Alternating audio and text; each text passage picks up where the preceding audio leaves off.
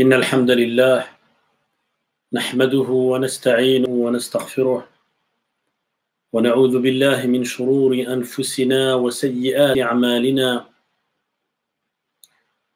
من يهده الله فلا مضل له ومن يضلل فلا هادي له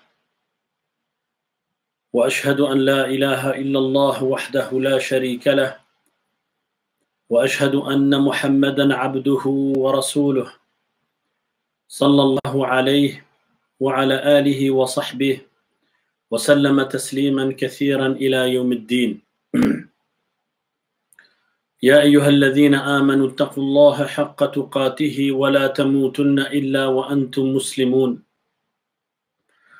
يا أيها الناس اتقوا ربكم الذي خلقكم من نفس واحدة وخلق منها زوجها وبث منهما رجالا كثيرا ونساء واتقوا الله الذي تساءلون به والأرحام إن الله كان عليكم رقيبا. يا أيها الذين آمنوا اتقوا الله وقولوا قولا سديدا يصلح لكم أعمالكم ويغفر لكم ذنوبكم ومن يطع الله ورسوله فقد فاز فوزا عظيما. أما بعد فإن أصدق الحديث كتاب الله تعالى وخير الهدي هدي محمد صلى الله عليه وعلى آله وسلم وشر الأمور محدثاتها وكل محدثة بدعة وكل بدعة ضلالة وكل ضلالة في النار. أما بعد, ceci étant dit, Assalamu alaikum wa rahmatullahi wa barakatuh. Nous allons voir ensemble, et d'une manière simple toujours, et accessible à tous, une autre base de cette magnifique science, qui est la science du tawhid, l'unicité. Lors du cours précédent, que je vous invite à voir ou à revoir sur ma chaîne Koutoub, le frère qui gère la chaîne Minute Islam va vous envoyer au niveau du chat, Inch'Allah ta'ala, le lien qui envoie vers ma chaîne.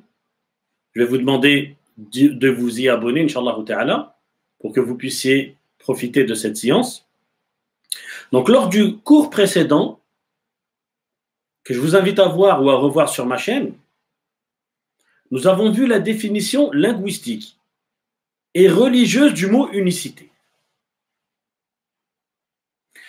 Et nous avions vu aussi le sens du mot adoration, ibada. Aujourd'hui, nous allons voir ensemble l'une des bases les plus importantes de cette science. Nous allons voir ensemble le sens de la parole La ilaha illallah. La parole du tawhid. Cette parole-là, La ilaha illallah, elle a été nommée par les savants la parole de l'unicité, la parole du tawhid. En arabe, kalimatu tawhid. De quelle parole s'agit-il? La ilaha illallah. La parole du tawhid, de l'unicité. Cette parole que tout musulman dit, mais dont le sens n'est pas connu par tous. Comment pouvons-nous mettre en pratique une parole dont nous ne connaissons pas le sens? Ce n'est pas possible. On ne peut pas mettre en pratique une chose dont le sens est ignoré, n'est pas connu. Cette parole, mes chers frères et sœurs, écoutez bien ce que je vais vous dire. Même les polythéistes de l'époque de notre prophète Mohammed sallallahu alayhi wa sallam en connaissaient le sens. Mais ils refusaient de la dire. Pour ceux qui ont refusé d'embrasser l'islam, bien sûr. Et la preuve que les polythéistes connaissaient le sens de cette parole et le sens de la parole d'Allah subhanahu wa ta'ala qui nous informe dans le Coran, que les polythéistes disaient la chose suivante. Les polythéistes, lorsque le prophète alayhi salatu wassalam les appelait à l'unicité, lorsque le prophète sallallahu alayhi wa sallam les appelait à dire la ilaha illallah, eh bien, ils répondaient à cet appel en disant, réduira-t-il les divinités à une seule divinité?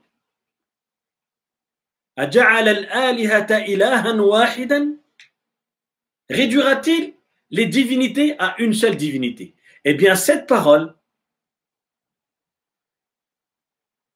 prouve clairement que les polythéistes au temps du prophète sallallahu alayhi wa sallam avaient compris le sens de la ilaha illallah et ils avaient compris ce qu'elle implique. Elle implique de délaisser toute divinité adorée en dehors d'Allah subhanahu wa ta'ala et de n'adorer qu'Allah seul sans rien lui associer. C'est la raison pour laquelle ils ont refusé, ces polythéistes, de la dire pour ceux qui n'ont pas embrassé l'islam. Mais cette parole, ce verset du Coran,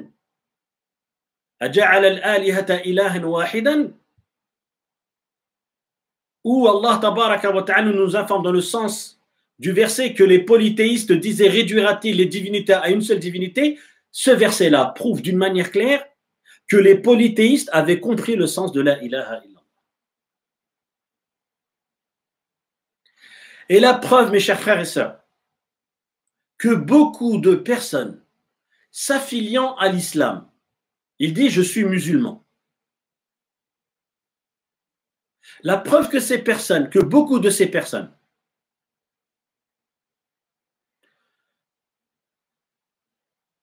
disent la ilaha illallah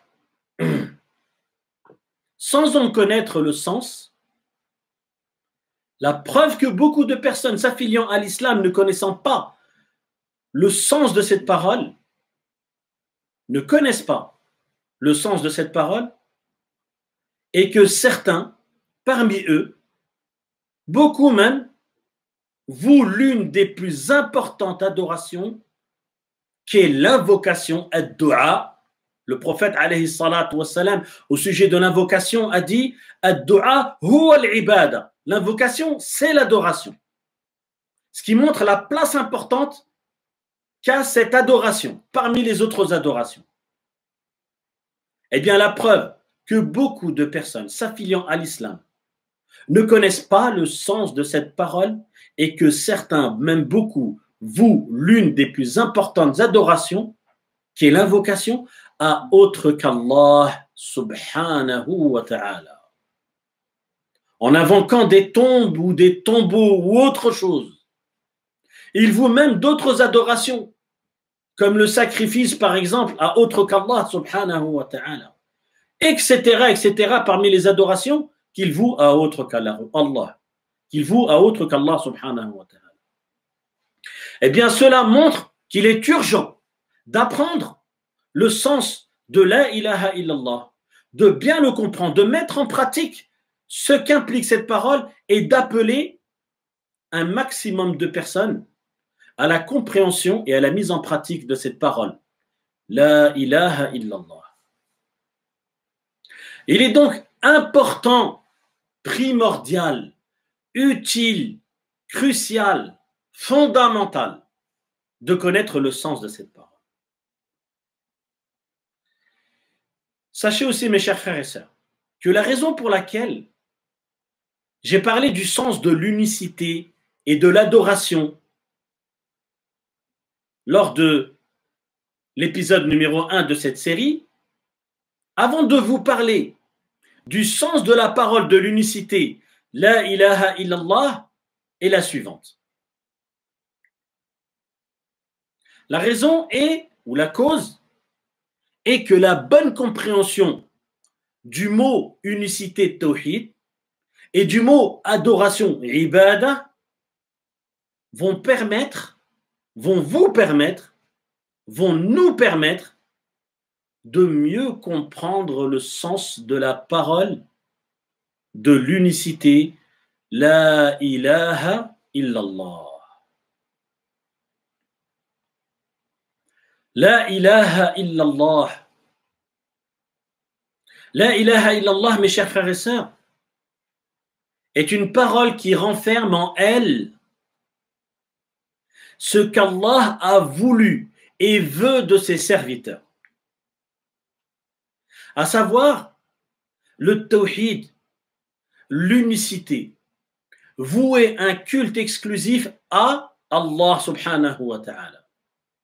Allah le Très-Haut a dit dans le sens du verset وَمَا خَلَقْتُ الْجِنَّ. Allah subhanahu wa ta'ala dit dans le sens du verset, je ne crée les djinns et les hommes que pour qu'ils m'adorent. وَمَا خَلَقْتُ الْجِنَّ وَالْإِنسَ إِلَّا لِيَعْبُدُونَ. Le sens de ce verset est qu'Allah tabaraka wa ta'ala n'a créé les djinns et les hommes et n'a envoyé tous ses messagers que pour un seul objectif ou but suprême et noble. L'adorer seul sans l'associer. Subhanahu wa ta'ala. Cette parole, la ilaha illallah, est la première chose à connaître et à transmettre et à mettre en pratique. Tu dois la connaître, tu dois connaître son sens, tu dois la mettre en pratique ce qu'elle implique, et tu dois la transmettre. Et tu dois patienter ainsi jusqu'à la mort. C'est ce qu'on appelle les 4 points. Rechercher la science, la mettre en pratique, y appeler à la mise en pratique, à la recherche et à la mise en pratique de cette science, et enfin, 4e étape, patienter. C'est la parole de l'islam, kalimatul islam. On dit aussi de cette parole que c'est la parole de l'islam, kalimatul islam. C'est la première parole que l'on demande de prononcer à qui veut rentrer ou entrer dans l'islam. Il doit la prononcer, il doit la reconnaître, il doit la déclarer, il doit en avoir la conviction et surtout il doit mettre en pratique ce qu'elle implique, c'est-à-dire l'unicité. Donc, cette parole, la ilaha illallah, c'est la première parole que l'on demande de prononcer à qui veut entrer dans l'islam, avec l'attestation que Mohammed est un messager d'Allah. C'est l'une des 2 attestations du premier pilier de l'islam. C'est aussi la parole avec laquelle Allah tabaraka wa ta'ala a envoyé chaque prophète. Chaque prophète a appelé son peuple en disant « Adorez Allah, vous n'avez pas de divinité en dehors de lui. » Comme cela est affirmé par Allah subhanahu wa ta'ala dans son noble livre, le Coran, dans plusieurs versets. Cette parole-là, mes chers frères et sœurs, c'est aussi la première parole que le prophète sallallahu alayhi wa sallam ordonnait aux compagnons de prêcher lorsqu'il les envoyait appeler à l'islam. C'est aussi une parole facile à prononcer. La parole La ilaha illallah, c'est une parole qui est facile à prononcer. Elle est composée de 3 lettres, le alif, le lam et le ha. Il n'y a que 3 lettres. Dans cette parole-là, La ilaha illallah, il n'y a que 3 lettres de l'alphabet. C'est le alif, le lam et le ha. Elle est composée de 3 lettres facilement prononçables et ne demande pas nécessairement le mouvement des lèvres ou de la mâchoire. Essayez, vous allez voir. Vous pouvez dire La ilaha illallah sans bouger vos lèvres ni la mâchoire. La ilaha illallah. Il n'y a que la langue qui bouge.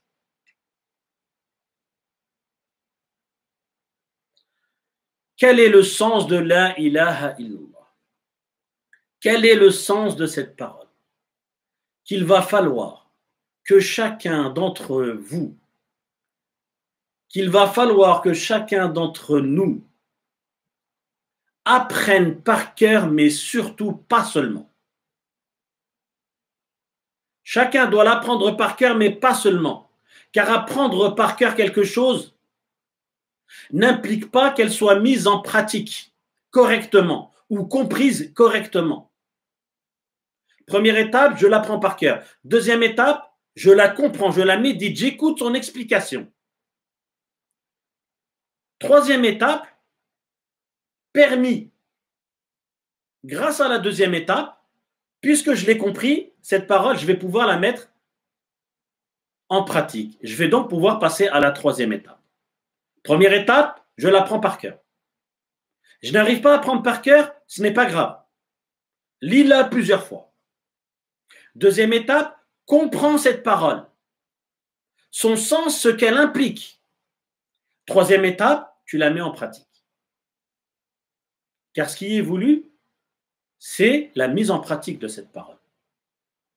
C'est ça l'objectif. Le sens de la ilaha illallah est le suivant. Il n'y a de divinité digne d'adoration qu'Allah. Je répète, une deuxième et une troisième fois. Le sens de la ilaha illallah, il n'y a de divinité digne d'adoration qu'Allah. En arabe, la ma'bouda bihaqqin illallah. Lorsque cette vidéo sera en replay dans ma chaîne, Koutoub, je vous mettrai en description la définition du mot de la parole la ilaha illallah en français et en arabe. Il n'y a de divinité digne d'adoration qu'Allah. Ce qui veut dire que la seule divinité qui est digne d'adoration, c'est Allah. C'est à lui seul que je dois vouer absolument toutes mes adorations. Sans exception. Pas à 99,99%, à 100%. 100% de mes adorations. Je dois les vouer uniquement à Allah subhanahu wa ta'ala. Si l'une de mes adorations est vouée à autre qu'Allah, ou même si une partie de mon adoration est vouée à autre qu'Allah, eh bien, je suis un polythéiste. Cela me fait sortir du cercle de l'unicité et me fait entrer dans celui du polythéisme. C'est ça le sens de la ilaha illallah. C'est ça le sens de il n'y a de divinité digne d'adoration qu'Allah. Mais laissez-moi ajouter quelque chose. Écoutez bien, ouvrez bien vos oreilles. Concentrez-vous. Que ceux qui écrivent au niveau du chat arrêtent. Écoutez bien ce que je vais vous dire. C'est important, concentrez-vous. On sait maintenant que le sens de la ilaha illallah, c'est il n'y a de divinité digne d'adoration qu'Allah. Mais la chose qui montre réellement que tu as compris le sens de cette parole la ilaha illallah est la réponse à la question suivante.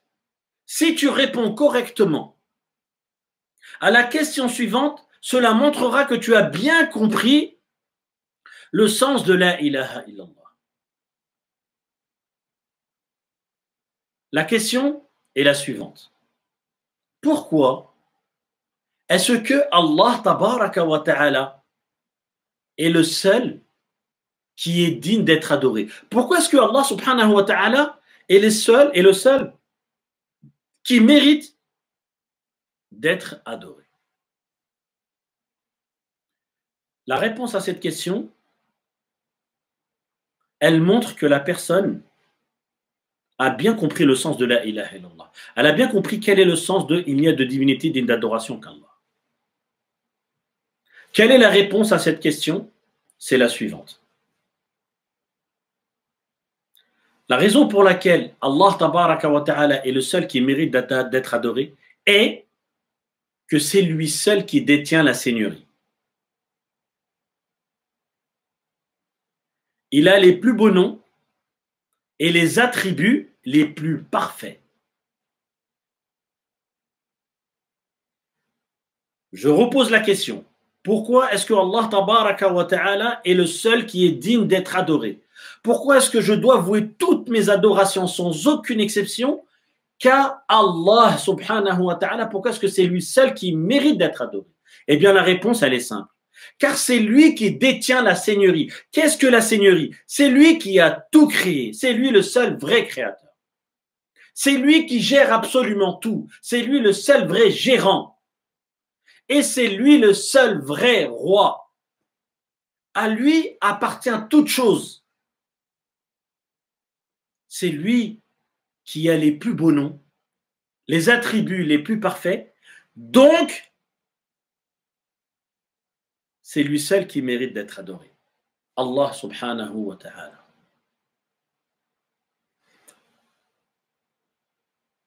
Laissez-moi vous expliquer ça d'une autre manière. Imaginez-vous un père de famille qui éduque correctement son enfant. Son enfant ne manque de rien du tout. Et lui a acheté tout ce qu'il lui faut dans sa chambre, un ordinateur, des livres, des jouets, il lui a payé des vacances, etc., etc., etc. Est-ce que vous imaginez la réaction du père si cet enfant, au lieu de remercier son père, remerciait une autre personne? Nos adorations, les vouer à Allah subhanahu wa ta'ala seul, c'est le remercier. Ça fait partie du remerciement. Al-shukr, qui est le contraire du kufr, l'ingratitude. C'est lui, Allah subhanahu wa ta'ala, qui nous a tout donné. C'est lui qui gère tout. C'est lui qui nous a créés, qui a créé la création, qui gère tout. C'est lui le seul vrai roi. Il a les plus beaux noms, les attributs les plus parfaits. C'est lui que je dois remercier. C'est vers lui que je dois vouer toutes mes adorations sans aucune exception. Si vous avez bien compris ce que je viens de vous dire, vous avez compris le sens de la ilaha illallah. Je répète, le sens de la ilaha illallah, c'est il n'y a de divinité digne d'adoration qu'Allah. Pourquoi est-ce que Allah subhanahu wa ta'ala est le seul qui mérite d'être adoré, qui est digne d'adoration? Car c'est lui qui détient la seigneurie. Qu'est-ce que veut dire détenir la seigneurie? C'est lui le seul vrai créateur. C'est lui le seul vrai gérant et c'est lui le seul vrai roi. Il a tout créé, il gère tout et c'est lui le seul vrai roi. Tout lui appartient à Allah subhanahu wa ta'ala. Il a les plus beaux noms, les attributs les plus parfaits. Donc, conclusion, c'est lui seul que je dois adorer. Et c'est vers lui seul que je dois vouer absolument toutes mes adorations. Voilà le sens de la ilaha illallah. La ma'bouda bihaqqin illallah. Allah subhanahu wa ta'ala dit ذلك بأن الله هو الحق وأن ما يدعون من دونه الباطل وأن الله هو العلي الكبير. Dans le sens du verset, Allah tabaraka wa ta'ala dit c'est ainsi qu'Allah est lui le vrai, c'est-à-dire la vraie divinité, la seule qui mérite d'être adorée. Alors que ce qu'ils invoquent en dehors de lui est le faux. C'est Allah qui est le sublime, le grand. Et Allah subhanahu wa ta'ala dit aussi فَاعْلَمْ أَنَّهُ لَا إِلَهَ إِلَّا اللَّهِ. Dans le sens du verset, Allah tabaraka wa ta'ala dit sache Sache donc qu'en vérité, il n'y a de divinité digne d'adoration qu'Allah subhanahu wa ta'ala. Je me suffis de cette quantité de temps par rapport à mon cours. Et comme d'habitude, Inch'Allah ta'ala, je termine soit par une devinette, soit par une anecdote. Aujourd'hui, c'est une anecdote, encore. Écoutez bien, cette anecdote, elle est très intéressante. Un jour, un musulman est parti voir une personne chrétienne.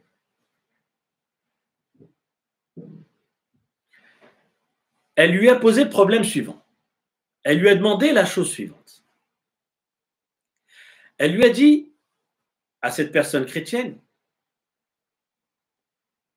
j'ai une question à te poser. Imagine-toi qu'un jour, quelqu'un de proche dans ta famille est assassiné avec un couteau ou autre parmi les armes avec lesquelles on tue.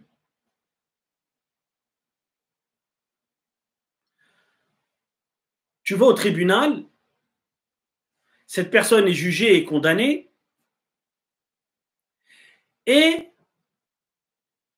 le juge ou autre te propose la chose suivante. Il te propose de récupérer cette arme du crime avec laquelle ton proche que tu aimais énormément a été tué. Que serait ta réaction? Eh bien là, la personne chrétienne dirait, mais non, jamais de la vie je ne récupérerai cette arme du crime. Elle me dégoûte. Au contraire, j'ai envie de l'enterrer. Si je la récupère, c'est pour l'enterrer. Ou peut-être même la brûler, cette arme. Car c'est avec cette arme-là que mon proche que j'aimais tant a été assassiné, tué. Et là, écoutez bien. Le musulman a dit à la personne chrétienne, pourquoi est-ce que vous vénérez le crucifix, la croix, alors que pour vous, chrétiens, ce qui n'est pas le cas pour les musulmans, pour vous, chrétiens, vous avez la conviction que Jésus a été crucifié. Et lorsqu'on est crucifié, l'arme du crime, c'est le crucifix. Pourquoi est-ce que vous vénérez ce crucifix? Pourquoi est-ce que vous le portez autour de votre cou, au bout d'un collier? Et là, le chrétien est resté bouche bée. Il n'a eu aucune réponse. Et même moi, une fois, j'ai posé cette question à une personne qui était chrétienne. Et il a eu exactement là, cette réaction-là. Il est resté bouche bée.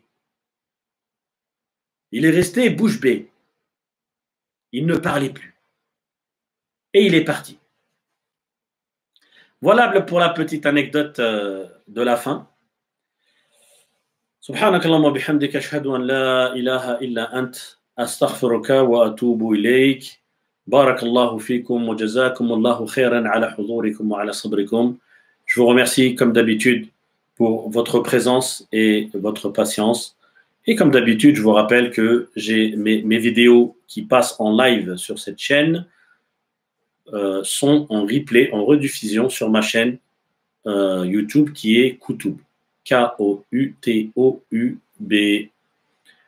أكتفي بهذا القدر سبحانك اللهم وبحمدك أشهد أن لا إله إلا أنت أستغفرك وأتوب إليك